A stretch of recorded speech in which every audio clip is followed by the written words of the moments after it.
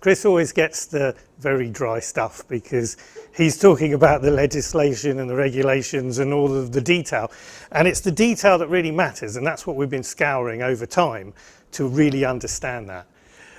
What I'm going to go into, though, is the practical implementation. So whilst Chris is looking after how we, Paragon, become compliant with the regulations, I've been looking after helping clients to do the same. So our own experience is feeding that through. So we've been particularly concentrating on consent, legitimate interest, and repermissioning.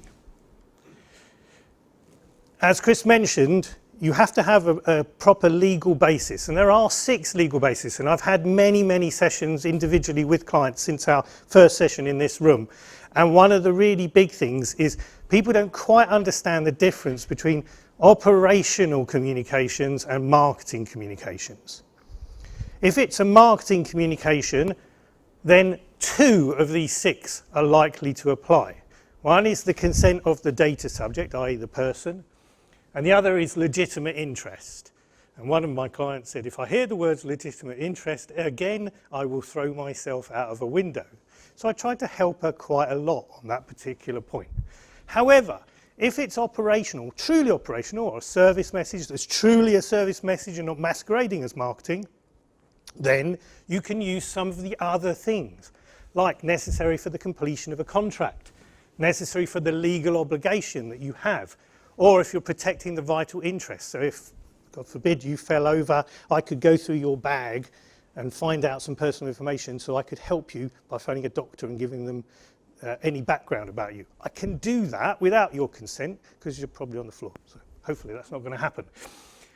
Or a task carried out in the public interest, such as preventing terrorism, security, or flooding, or something, or some horrible natural disaster. There are other legal bases, but what you have to do is you have to document them.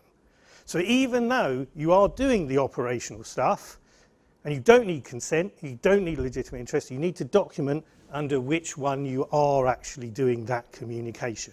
And that has been a constant theme, that people don't quite get the difference. And only one of them needs to be true. As I say, for marketing communications, it tends to be the first and the last. So I'm going to read something now. I'm going to do a Chris now and read out what consent means. Any freely given, specific, informed, you can see the bold ones are the important words, an unambiguous indication of the data subject's wishes by which he or she, by a statement or by a clear affirmative action, signifies agreement to the processing of personal data relating to him or her. They don't really do plain English, these guys. That's a long sentence, even with all of the subclauses. What does it mean? What it means, and we've extracted this out of the guidance, and one of the things we're trying to do for clients is read all of this stuff and then turn it into English, offering individuals genuine choice and control, making it easy for people to take away that consent. It needs to be as easy to take away consent as it was to give it in the first place, which means you can't hide the get out stuff in a web page that no one can access. It's got to be upfront. You've got to be honest about it. It has to be a positive action. And that's really key, because pre-tick boxes, other methods of consent by default, not acceptable. And you have to say what it is you're asking them for consent for. So there's no point me asking Bob, would you consent to me sending you a newsletter? Yes. Yes. And then I send him all sorts of other marketing stuff, because all I've done is ask Bob if he's happy to get a newsletter. So that's the word specific. I have to tell Bob what it is I'm going to use this stuff for, which means you need to be as all-encompassing as you can be, because you're not quite sure what you're going to do in the future. So try to make it as wide-ranging as you possibly can, but still be specific. It's a great balancing act. And it needs to be separate and not bundled into anything, and there's no coercion, which means that if the only way I can get your service or that white paper or whatever it is by giving you consent, it's not acceptable. I'm coercing you. I'm forcing you to give me consent. That's not acceptable. You need to keep evidence. What did people give you consent for? When did they give you consent? Date and timestamp things. What was the privacy statement at the time of getting that consent? What did you tell people? What are their expectations? A lot of people are finding that they don't keep proper records, so they're not sure whether they've got proper consent at the moment. And you need to keep it under review and potentially refresh it. And the ICO guidance is a default position of 2 years. So every 2 years, you should be looking to refresh that consent. And for people who you got consent from many, many years ago, that might be a problem. So your existing consent, and this is a revelation in several meetings I've been at, where a client suddenly goes, oh my God, we don't have proper records. We're not sure what that statement actually said at the time we got it. It was years ago when we got that data. We have no idea. We don't know whether it was bundled in or not. We think it might have had pre-tick boxes. We're not sure. That web page doesn't exist anymore. And if you haven't got the proper records about how they gave you consent, or you suspect it wasn't, or you know it wasn't an affirmative action, or it was coerced, or it was a massively long time ago, clients are suddenly waking up to the fact that they have to re-permission people or find an alternative legal basis if they can, such as legitimate interest. Don't throw yourselves out of windows. I'm going to talk about print. We're a print firm. We can't get away from it. So this is a piece of guidance that I gave one of my colleagues to take to the DMA Print Council, because again, people are finding this one a bit hard to grasp, because print is the channel that for some reason, and I think it's to do with lobbying, we've managed to escape being an entire part of this, in that there are some ways out. If it's inserts or door-to-door, you're profiling and you're using targeting stuff, but because there's no personal information involved, GDPR doesn't apply. So actually, there's probably going to be more door drops and more inserts. I suspect that would be a good idea. People should do it. It's good. They're good media anyway. They work very well. So it's not really relevant, but people seem to get a bit worked up about that because obviously we're profiling people. Direct mail, and it was touch and go, remains an opt-out channel. So where is all the electronic media? Because as Chris mentioned, that's what it's targeting. This legislation is targeting the wild west of digital landscape. Direct mail, some people, and a lot of charities are doing this, are saying, no, we're going to rely on opt-in. We know it's opt-out still, but we're actually going to kind of self-harm and say we're going to rely on consent only. And if you do that, then you have to collect it in an appropriate manner, and it's just like email, and you will need to refresh it as required. But if you're not, if you're going to stay with opt-out, then you're relying on legitimate interest, in which case, as Chris mentioned, you have to do a balancing act. And we've gone through the guidance, and one of the things we've been offering clients, and it's part of one of the blogs that I've put out there, is what does that mean? What does a legitimate interest actually mean? Well, what it means is you need to balance the interests of your business against the interests of the consumer. And you need to document that as part of your evidence. And what we've done is we've looked at the 8 things that kind of come out of that guidance. Be clear on the benefits of direct mail to the business. Right? So what are the benefits to the business? Is there another way that you could achieve the same aims? To demonstrate the potential benefit to the end customer. Are they going to benefit from this? Chris has mentioned that earlier example with the insurance company. Yes, they are. You can document that. That's great. On the other hand, consider no harm or distress occurs for the end customer. That alternative one that Chris mentioned, that's a no-no because it would fail number 3.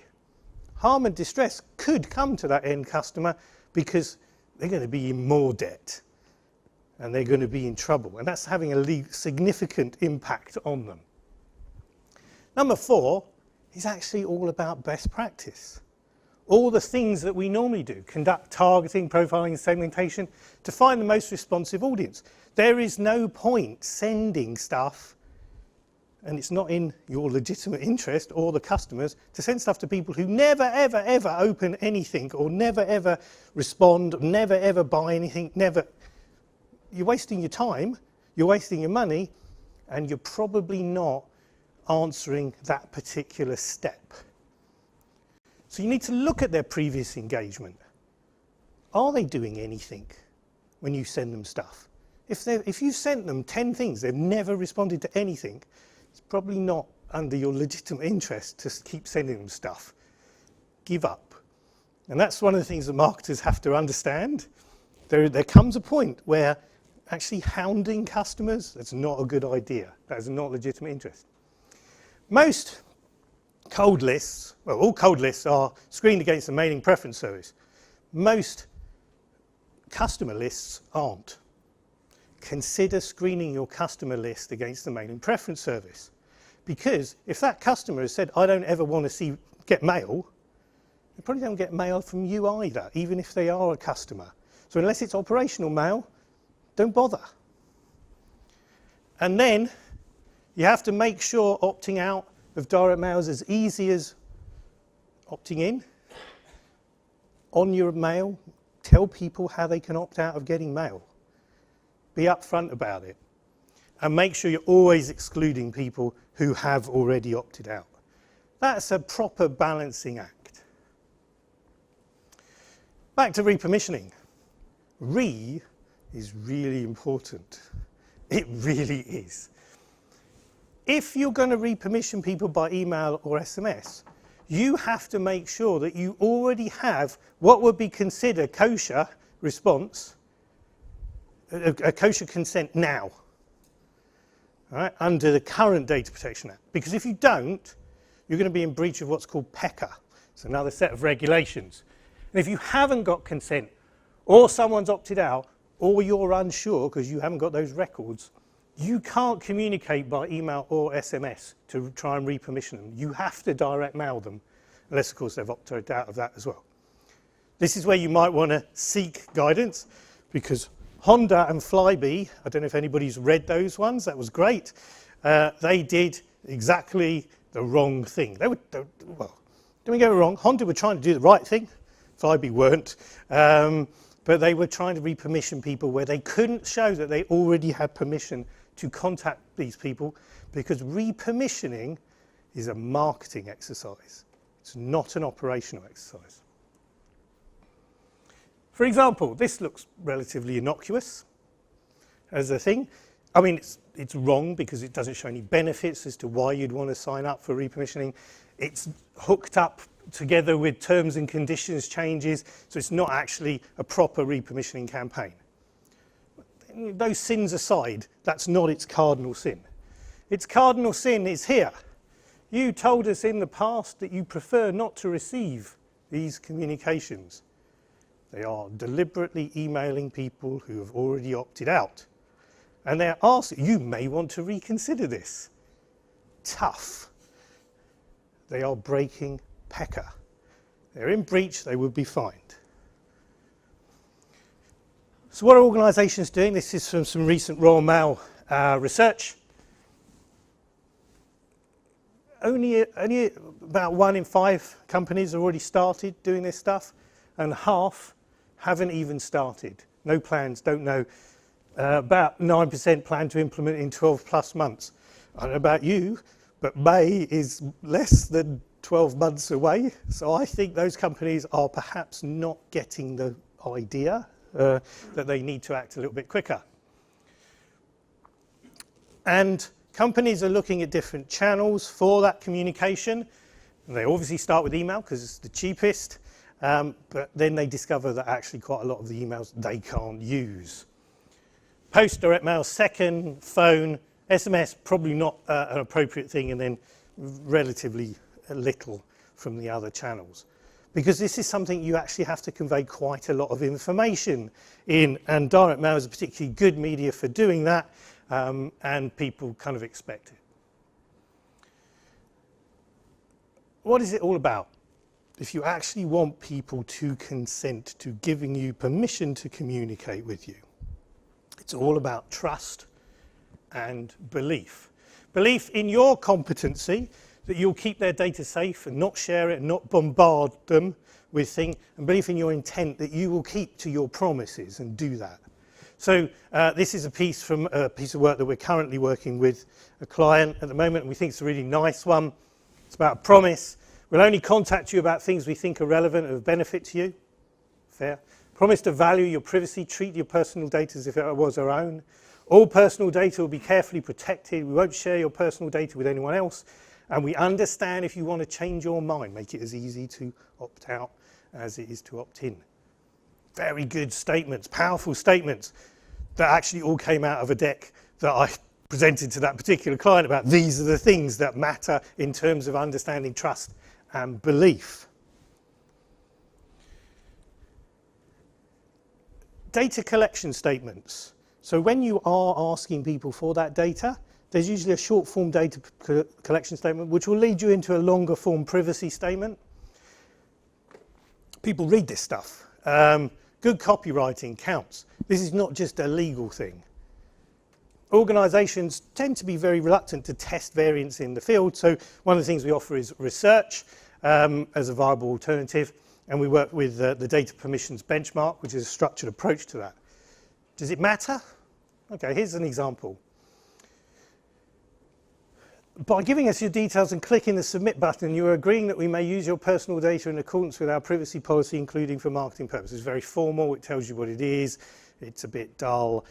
And 38% of people said they would do that because it puts, the problem is our suggests that they're not in control.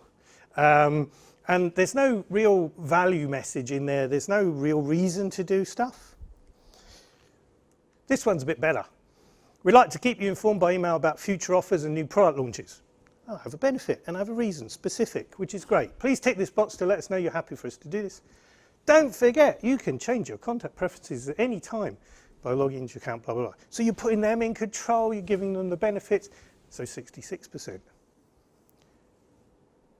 Tiny, are they tiny? No, it's marketing copy. It's very important. It's not just about legalese. So how do you get it right? I hear you asking. I don't hear you asking, actually. I'm seeing fear. Oh, how do you get it right? You turn the lights off. That's how you get it right. Thank you. Thank you, David. Probably one of the best ones out there as an example in the industry, and they got going really, really quickly, was the lifeboats. So the Lifeboat Institute basically is the most sophisticated version in the charity space. They decided a full opt-in model, even mail. So it's very brave. They focus on urgency. Only takes a tick to make sure we stay in touch. They link the permission to saving lives, so they gave a benefit and a nice feel-good thing. Lots of charities are doing that. It's really simple, it's easy, it's upbeat, it's positive, and they thank people up front for doing it. It's very good. But they didn't just go out there with a campaign, they thought about it. They really did. They thought they could actually potentially lose touch with 500,000 of their donors. That's quite scary. But they did the maths to work out they needed 25% of them to opt in. If they got their base of these supporters, they'd do it. Because what they realised is anybody who doesn't give you consent isn't likely to give you any money either. If Bob doesn't give me any consent whatsoever, I ain't going to get a penny out of Bob. Never going to get a drink out of him either, but that's about right. The reality is they tested everything. They did 3 waves of activity and they got 40% opt-in because they did all the right things. They ticked the boxes. And when they actually then went out to the opted-in people who gave them proper consent, it was 3 times more effective because they'd got rid of the dross, which means they actually had a really proper, consented, active base. Very brave, really good. They even made money from their repermissioning campaign, even though they didn't ask for any donations. This is another mechanism, loss aversion. Don't miss out. Air Canada and a football club. I can't read. I think it's Crystal Palace. I remember it's Crystal Palace since I put it in there. That's all about don't missing out. And actually at the moment, one of the campaigns we're doing is a complete test between the don't miss out thing and the honesty one, which is the other one, which is basically legislation is changing. We need to do something different for you. We're telling you what that is. Please opt in. And we're doing literally a straight test between these two mechanisms. One client meeting I had, somebody was trying to combine the two. Not sure it works entirely, but that, those are the sorts of things that you want to look at. So loss aversion, honesty. Focusing on the benefits or a more personalised experience is a nice one from Misguided. Remember when you gave us your email address and all the cool things we gave you and exclusive discounts and whatever. We need you to do that again. This is money advice service and different benefits based on whether you are a young student in debt or whether you're a struggling family or whether you're an old person who didn't make enough pension provision, to try and show that we are giving you the right kind of stuff and the right kind of information, and that's why you should sign up. Some people are just going, it's a spring cleaning, we're just checking in with you, make sure, a bit like the refresh stuff, should you stay or should you go, the apple of eye thing, and it tends to be a yes, no, in, out, that sort of thing, let us know. Some people, it's about promises on data, focusing on security, focusing on we keep stuff safe so you can trust us kind of message. I'm not sure that's enough on its own. It's an interesting mechanism. You can use incentives, but you have to be really careful. So this Ford example is kind of pushing the envelope a bit. What they've done here is act now to stay connected with Ford and you will receive additional contest entries. Whether you say yes or no, you're still in the competition, so we're not forcing you, I'm not coercing you. See, I promised I wouldn't coerce you, did promise. That stuff here is kind of near the knuckle because it's additional stuff.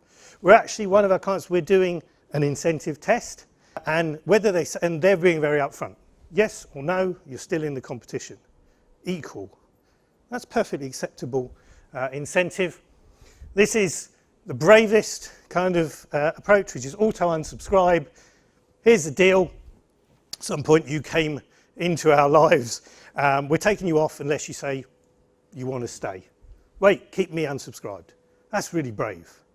Like that. Probably a last ditch effort rather than your first attempt at the market, but a really nice piece. Hopefully you guys can see this. So what we've done, this is also available in one of the blogs. We've created a thing called the repermissioning cascade to try and go through a relatively simple process of how do you approach this. So it's about assessing the best channel or what's available to you for repermissioning, getting rid of suppressions, understanding the customer profile and the value of how many times you're going to talk to these people before you give up on them and what methods you're going to use. Assessing your different messages and the opportunities for testing different messages, varying the prominence of the message by segment because, interestingly enough, ladies tend to be more concerned about security than men, so you might want to bring that up in communications to the ladies. Dynamic content for different segments within the base. Set the maximum attempts you're going to make for different customers, and that might be based on their value, but it might be also based on do not hound these people. And create a multi-channel campaign with a testing framework. Generally start with email. Do they open it? No. Resend. Open it? Yes. Good. If they click through, great. They go through to a microsite preference center, which Paul's going to tell you all about. Completes the consent elements, opt-ins in a compliant manner, date timestamps, suppress anybody out who's already opted in, feedback into the central database, and set their reset clock for repermissioning in the future. If you can't use their email or they didn't respond to the email, go into the mail, responds, value customer, prompt them maybe with a postcard of some kind, responds, and up they go again. If they still don't respond to the mail, that's when you might fall into the telephone channel if they're a particularly valued customer or B2B customer perhaps, and then did they do it at the time of contact? No. What am I going to do? That's when you might move to that auto unsubscribe urgency piece. We're going to take you off unless you want to come back in. So it's really just thinking through the logic flow of how your journey for every client, it will be based on this, and we've done some for different clients based on that, but using a slightly different thing based on their customer base. And as I mentioned, the most important thing that that whole thing revolves around is getting the preference center piece right. It's absolutely crucial. You cannot send out your emails, you cannot send out your mailings without having that piece nailed down and properly put together in a properly compliant fashion. And Paul's going to tell you all about that.